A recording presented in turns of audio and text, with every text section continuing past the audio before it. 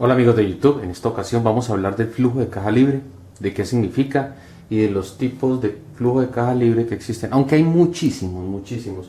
No se guíen nomás por estos 5 que vamos a ver, en el tablero tenemos 3, pero pues en realidad son 5, vamos a ver 5 tipos. Y vamos a ver también por qué, primero, cuáles son las características de cada uno de ellos, las características que nos llevarían a usarlos, no usarlos, cuál es su uso y por qué se hacen, sino después mi opinión y qué uso yo, que en realidad ninguno de estos lo uso yo, y yo les digo por qué. Bien, entonces como en primera medida pues tenemos que hablar de la teoría, toca hablar de la teoría. Entonces hablemos del flujo de caja libre. Teóricamente, con el flujo de caja libre se obtienen fondos para pagar bancos, para reposición de activos y capital de trabajo neto operacional, que es lo que ven ustedes en azul, KTNO, ¿verdad? Y principalmente para remunerar a los socios. O sea, todos tres son muy importantes, todos tres son necesarios, pero en realidad, al final de cuentas, lo que importa es remunerar a los socios, porque ellos son los que están arriesgando su dinero, porque la empresa es de ellos, porque ellos esperan algo a cambio y porque ellos son también quienes posteriormente van a ser las personas que van a generar más trabajo, más empleo. Así ellos se hagan más ricos, bacano, chévere, pero también nos van a dar de comer a nosotros los que no somos tan ricos, especialmente a los profesores. Ok. Ay, este corazón impar de profesor de poesía. Bien, empecemos con el primero entonces. Este primer flujo de caja inicia con la utilidad operacional. A eso le restan los impuestos y obtienes una utilidad operacional después de impuestos, como ven ahí. A eso le tienes que sumar las depreciaciones y las amortizaciones debido a que son partidas no monetarias. Quiere decir, tú las causas en tu PIG pero no las pagas, ¿correcto? Entonces, como no son monetarias, como no las has pagado, tienes que sumártelas al flujo de caja que estás hallando. Eso te da como resultado el flujo de caja bruto y le restas el incremento en el capital de trabajo neto operacional. Ustedes saben que si este año 1 kilo de cemento vale, por decir algo, no sé, internacionalmente hablemos, $10, el otro año puede valer 10,50. Entonces necesitas tener un stock de eso si eres una empresa constructora o si eres un retailer de esos como Home Center y todo eso.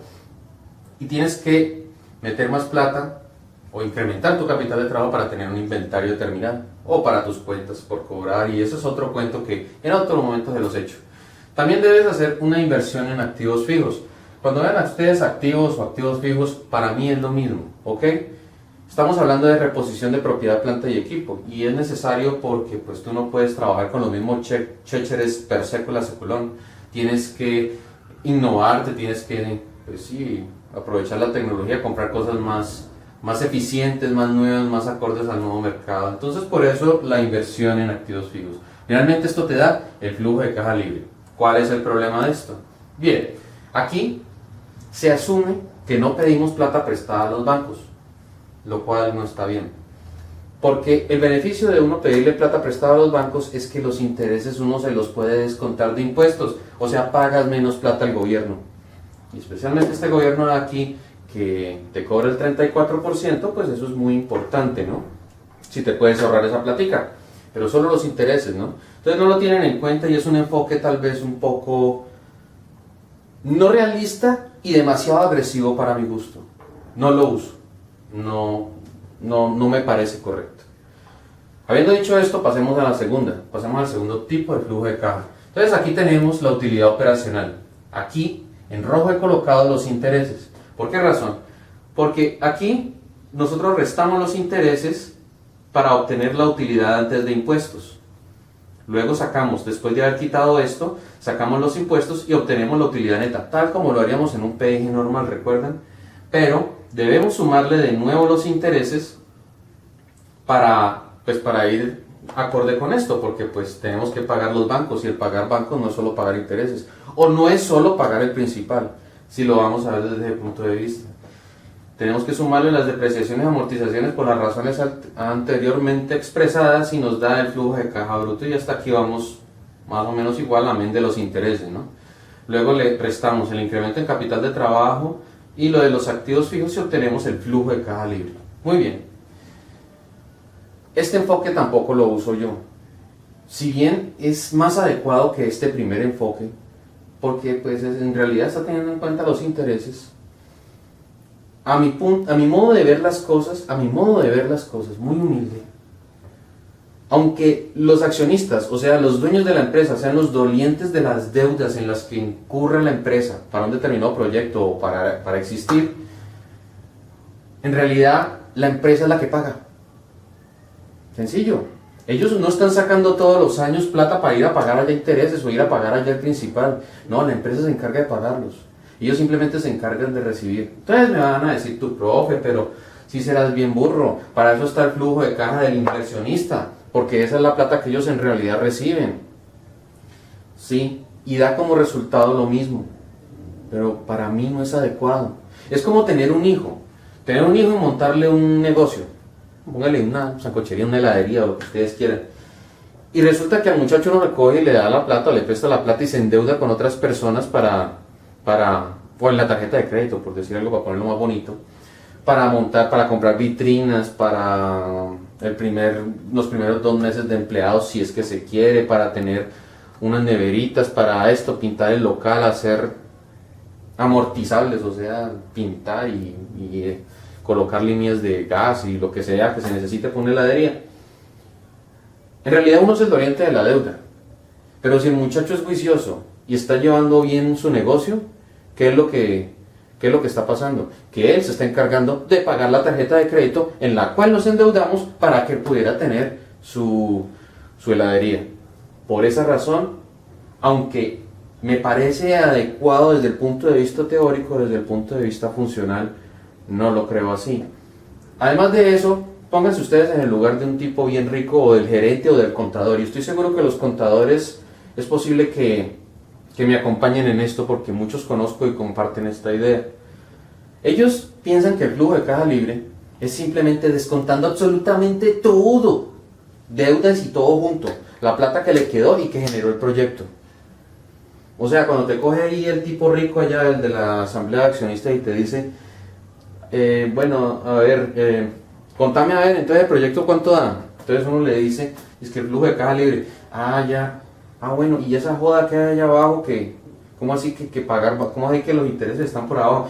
Sí, lo que pasa es que el flujo de caja libre el objetivo del flujo de caja libre es para pagar los bancos, reposición de propiedad, planta y equipo y capital de trabajo, pagarle a los socios. Y se come miércoles, deja ver, ¿usted es que bobo o qué? Traducido al mexicano, es que estás pendejo. Yo no te estoy preguntando, yo te estoy diciendo cuánta plata me da esa vaina y si el proyecto da. Eso es lo que te estoy diciendo. ¿Cómo así que flujo de caja libre todavía me toca pagarle a un mundo de gente? Y me toca dejar un mundo de plata. ¿Por qué? ¿Estás loco o qué? No. Es así. O sea, así es que se ve y así es como se percibe. O sea, teóricamente es así. Los libros dicen que es así. Tu profesor universitario dice que es así. En la realidad la gente le saca la piedra a eso. Y lo hace sentir mal.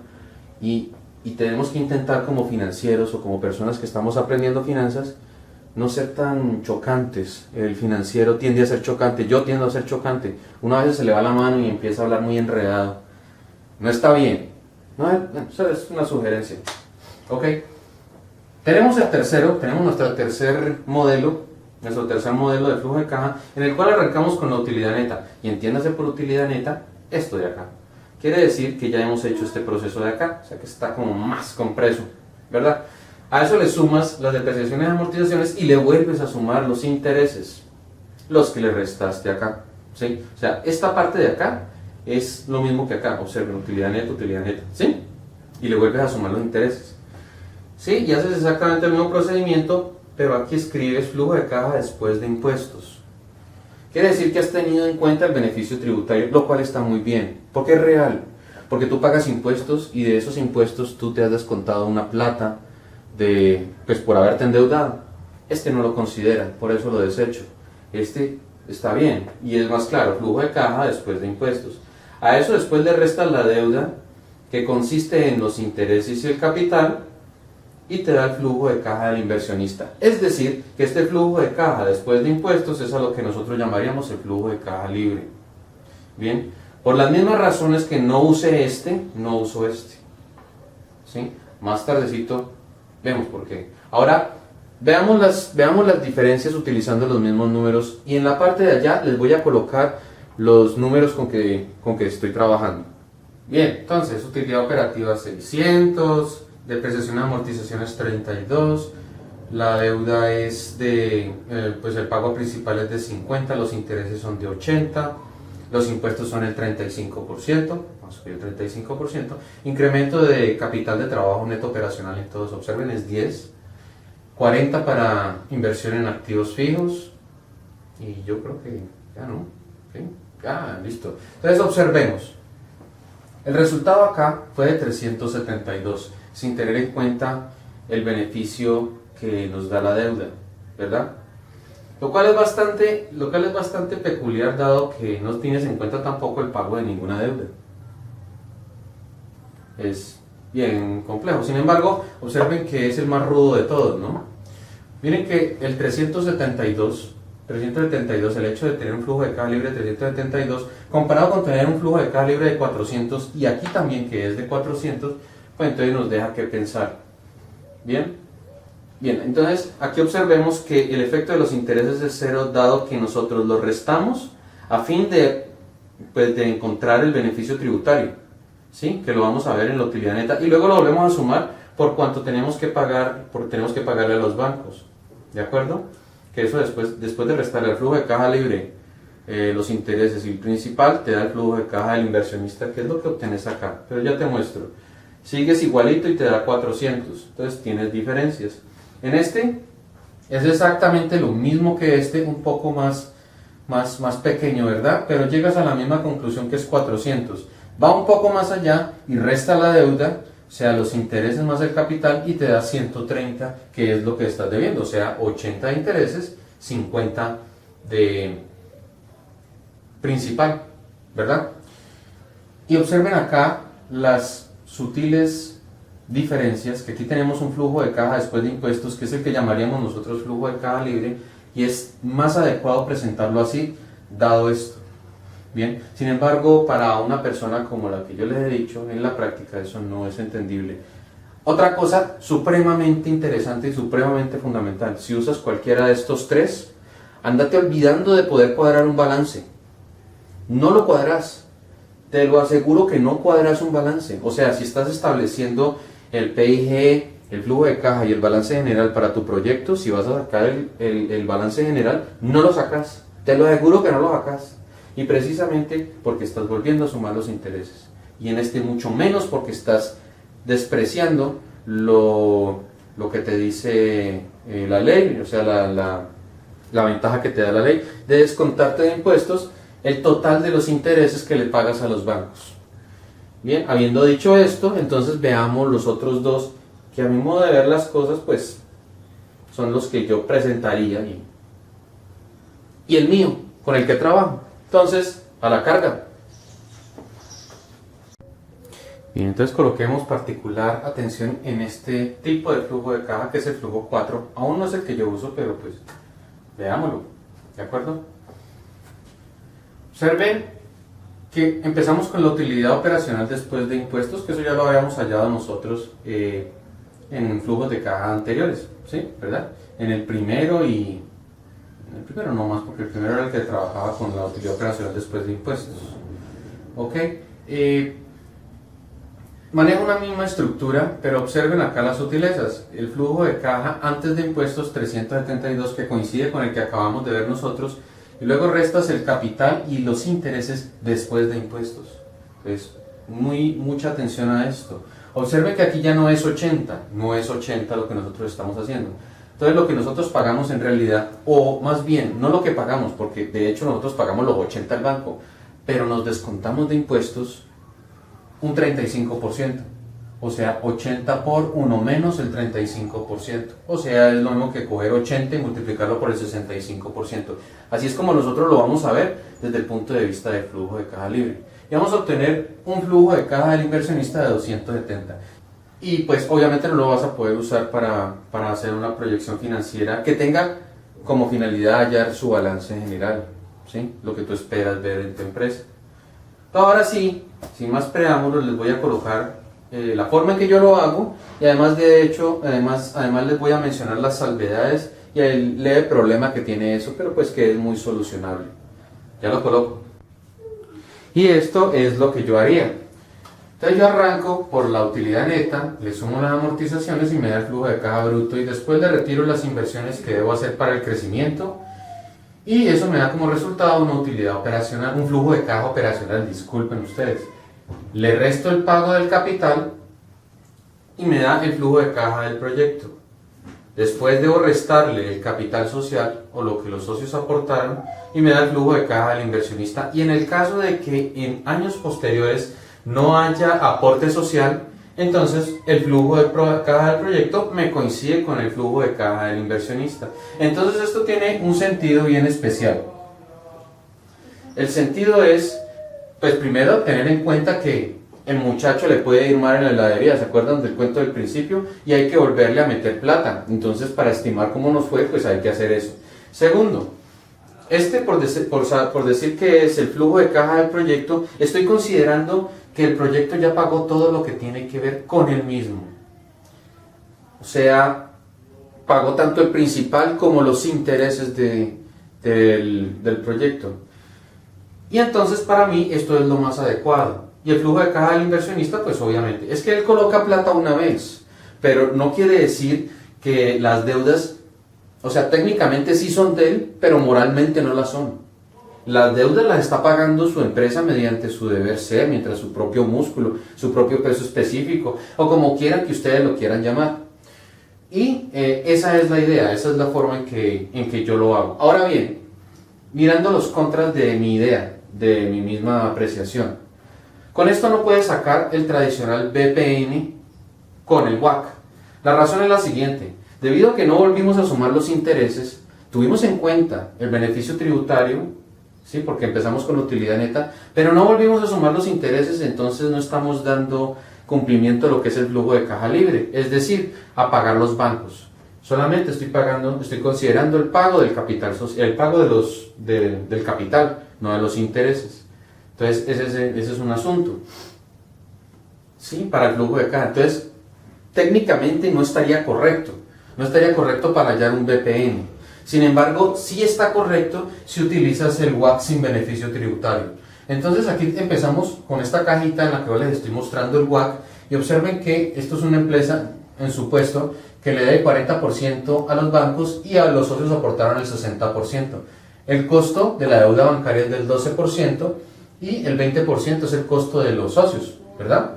Ahora, el costo de la deuda después de impuestos, o sea, teniendo en cuenta el beneficio tributario, es 8.4 y aquí es 20%, pues los socios no tienen derecho a eso, ¿no? Al beneficio tributario, eso no. Entonces sacas un ponderado y lo sumas y te da el 15.36. Con el mío lo único que haces es este por este más este por este y te da 16.8. Y con este sí puedes usar esta clase de flujo de caja. Entonces es una salida, a mi modo de ver, un poco elegante a este asunto que no lleva a buen término lo que el flujo de caja técnicamente significa, pero sí le da muchas ideas a uno, sí le da mucha perspectiva. Si una persona, un gerente que no sea profesor universitario, ¿sí? ve esto, dice, bueno, sí, tenés razón, aquí ya esto es flujo de caja del proyecto, o sea, flujo de caja libre, y uno le dice, pues sí está libre, completamente libre, y es verdad, está libre, ya ha pagado todo. Entonces dice, bueno, eso es lo que me queda, esa es la plata que yo tengo para meterlo en otro proyecto, para mirar a ver qué hago, ¿sí? Antes de devolverle a los socios o antes de cualquier cosa. Eso es lo que quedó, ya no le debo eso a nadie, nadie le debo nada, nadie le debo plata, entonces estás cumpliendo con la finalidad de un flujo de caja libre, ¿verdad? Y pues en el caso de que quieras sacar el tradicional flujo de caja libre, entonces lo que tienes que hacer es que al flujo de caja del proyecto le debes sumar los bancos, o sea, lo que pagaste en términos bancarios, que son los intereses y son el pago al principal, las dos cosas que uno paga. Entonces ahí sí vas a obtener el tradicional flujo de caja libre y vas a poder usar libremente tu WACC, y ya estás cumpliendo con la teoría y le diste gusto al gerente financiero que resulta que enseñó muchos años en universidad. Pero pues a la realidad, de verdad, para Dios, yo uso este. Y la razón es la que les dije, vuelvo y les digo, Este es el adecuado para hacer proyecciones. Ninguno de los otros 4 puedes hacer una proyección con eso. Inténtenlo. Sí, pero no lo van a lograr. Y el hecho es que vuelves a sumar los intereses a un flujo de caja que supuestamente tiene que ir al disponible acumulado. ¿Sí ven cómo eso no se vuelve odioso cuando es financiero? Empieza a hablar como un poco enredado. Disculpen ustedes. O sea, cuando estás armando el flujo de caja, estás armando el balance, el flujo de caja es el que va al disponible. Y si volviste y le sumaste los intereses, ¿cómo vas a cruzarlo con la utilidad neta que tenés por acá en el patrimonio? O sea, uno con otro, tienen que cruzar. Entonces no te va a cuadrar nunca de balance, tienes que hacer otras acrobacias y no, la verdad no me parece que sea una buena idea. Por eso siempre uso es claro, o sea, dentro de mí, esto es de mi cosecha, para mí esto es más adecuado porque aquí tú le prestas la plata a tu hijo, él monta su heladería, paga la tarjeta de crédito con la que le prestaste vos la plata, ¿sí? Y además el aporte que vos le has hecho, claro, ¿sí? Y se encarga de todo, y además de eso tiene en cuenta su propio beneficio tributario, pues como ser aparte. Y no decir que los intereses y los impuestos, porque yo soy el doliente de la firma, entonces soy el que tengo que pagarlas. No, pues no realmente, moralmente las debe pagar el muchacho, ¿no? Entonces, y eso es lo que este representa. Además del hecho de que doy la oportunidad de colocar aquí el capital social en el caso de que haya que empujar el proyecto por una u otra razón, por la que se espere 1 año o 2 años malos, entonces ya se supone que el capital social, aquí hay un aporte en cero, en el año 0, y posteriormente puede haber otros aportes, y eso es la forma en que yo lo estimo. Otra desventaja de aunque es el que yo uso, con no puedes valorar una empresa, pues porque técnicamente no es tan estricto como el flujo de caja libre, pero es el más real, es más entendible. Si tú estás trabajando, es claro verlo, es entendible, es cristalino que son 270 y que si no hay aportes adicionales de capital, pues sigue siendo 270. Entonces finalmente lo que te da esto es el flujo de caja del inversionista, así como vimos en el modelo del flujo de caja anterior y en el tercero. En el primero y en el segundo no lo coloqué, no me acuerdo por qué razón, creo que por bruto nomás. Debía haberlos colocados todos jugando en la misma liga, ¿verdad? Bien, eso es lo que yo les quería dejar a ustedes, y yo sé que se me va a venir el mundo encima si ustedes son financieros y les da piedra y todo eso, pero uno cuando llega a cierta edad, pues al menos que llega a cierta edad profesional, no yo esté tan viejo, que tampoco estoy tan pollito, ¿no? Uno tiene derecho a darse a estas licencias después de meditar y tener estas apreciaciones. Obviamente no demeritando la teoría y siendo consciente de lo que uno está haciendo. Sí, estoy diciendo claramente que el flujo de caja libre es un concepto completamente concreto y clave y claro, pero pues a la hora de gerenciar, a la hora de administrar dinero y de recibir dinero y de verificar tus inversiones, lo más claro es esto por eso lo hago así, y esto es de mi cosecha, y esto no espero, pues si lo comparten me parece bien, y si no lo comparten me parece también bien, y me encantaría que me dieran comentarios de esto. Es chévere. Bueno, les agradezco mucho, subo videos, bueno, ahora cada vez que puedo, casi todos los días en lo posible. No olviden suscribirse a mi canal y calificar. Hasta otra oportunidad, nos vemos, chao.